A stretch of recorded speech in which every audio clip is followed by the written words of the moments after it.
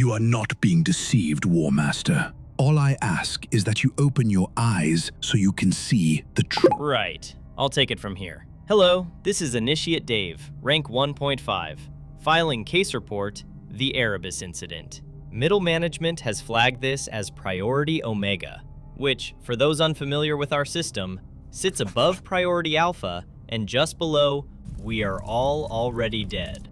So overall, not ideal. According to the official Imperium record, Horus Lupercal, Primarch, War Master, and the Emperor's favorite son, chose to betray his father, chose to burn the galaxy, and chose to march on Terra. Chose. Initiate Dave does not believe in coincidences, which means my assignment is to determine whether this was truly a personal decision or the result of an operation so precise, so carefully constructed, that it has never been properly identified for what it was. Spoiler alert, middle management already knows the answer. They asked me to document it anyway, which usually means either this is extremely important or they lost the original file. Let's begin. The corruption of Horus Lupercal didn't begin with a weapon or a battlefield. It started quietly, with a conversation, or more specifically, a series of conversations designed to feel completely harmless. Erebus of the Wordbearers, a name you should absolutely remember, introduced the warrior lodges into the Space Marine Legions. On paper, a place where warriors could speak freely without rank, building trust across the Legion. In practice, a network where one particular idea could take root without ever being stated directly. Your loyalty belongs to your brothers, not to the Emperor. Erebus never needed to say it out loud. He simply created the right environment, placing Horus in situations where he felt isolated, overburdened, and quietly abandoned, then positioning himself nearby as the one person willing to listen and agree. At the time, the Emperor had returned to Terra, leaving Horus in command of the entire Great Crusade. A massive honor. Also the kind of promotion that comes with maximum responsibility and absolutely no support, which I believe many of us can relate to on a deeply personal level. Over time, Erebus became a confidant, a spiritual guide, and a trusted presence during every moment of doubt. In our organization, this is classified as an expert yapper, a term I have personally added to the report for clarity. Does it worry you, Initiate, that the most effective attack against the War Master of humanity wasn't delivered with a blade, but with patience, timing, and the right words? This is precisely why middle management prohibits initiates from forming personal relationships. I once made a friend at the water dispenser on floor 7.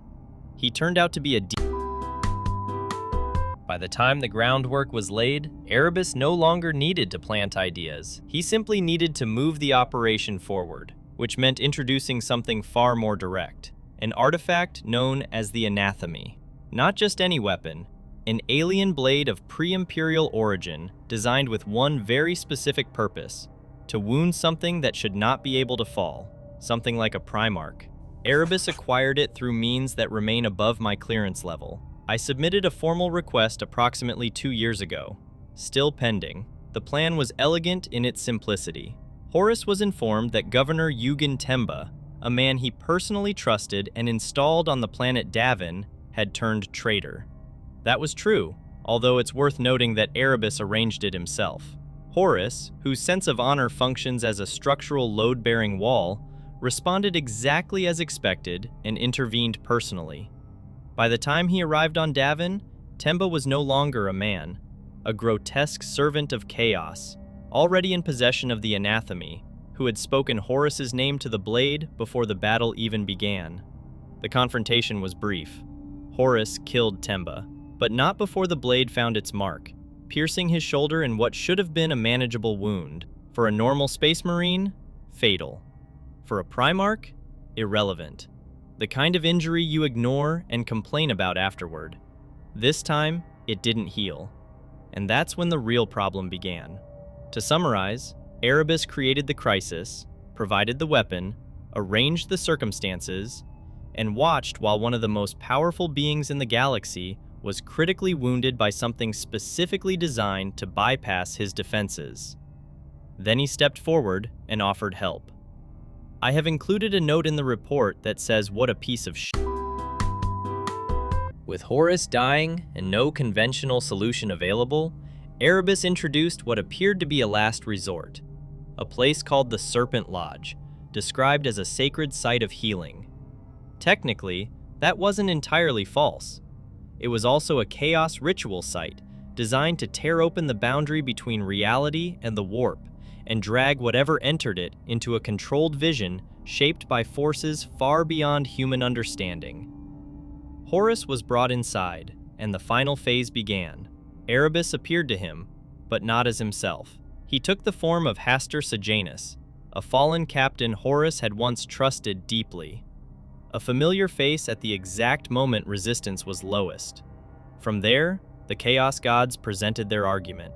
An Imperium consumed by religious fanaticism, humanity worshipping the Emperor as a god, a regime built on fear and control. He saw monuments to his brothers, none to himself. He saw a future where his role in shaping the galaxy had been erased entirely.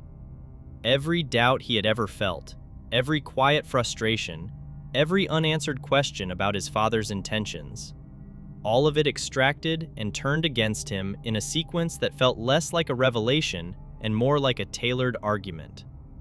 Even Magnus the Red attempted to intervene, sending a psychic warning into the vision to expose what was happening. But by that point, the narrative had already taken hold. And once someone begins to believe a story that explains all their fears, it becomes very difficult to convince them otherwise.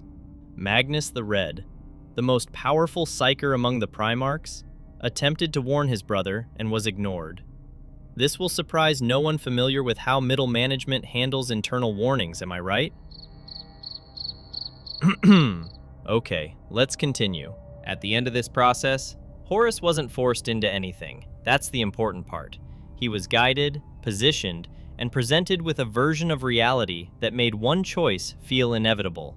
The Chaos Gods didn't demand his loyalty. They offered something in return: the chance to reshape the galaxy, correct what he believed to be a flawed future, and reclaim his own legacy. After months of manufactured doubt and carefully constructed pressure, Horus accepted.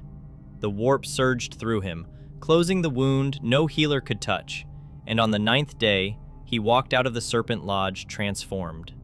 Not broken, not controlled, changed in a way that could not be undone. The man who entered had been Horus Lupercal. What emerged was something far more dangerous. Because the blade hadn't killed him, it had prepared him. What we are looking at is not a spontaneous betrayal. It is a multi-phase operation executed with extraordinary precision. Erebus spent years building trust, shaping perception, and positioning himself as a necessary presence in Horus's life. He engineered a crisis, introduced a weapon specifically designed for his target, and ensured the only available solution led directly into a controlled environment where the final transformation could occur. At no point did he rush the process, and at no point did Horus ever feel manipulated, which is, of course, the entire point. Middle management has reviewed this report and filed it under Operational Inspiration. I have concerns about that classification. The greatest tragedy of Horus Lupercal is not that he fell. It's that every step of the fall was built for him. The doubt planted, the wound dealt, the visions tailored, the choice framed. Erebus didn't corrupt Horus. He assembled the version of Horus that chaos needed. When a galaxy burns, we ask, who lit the match?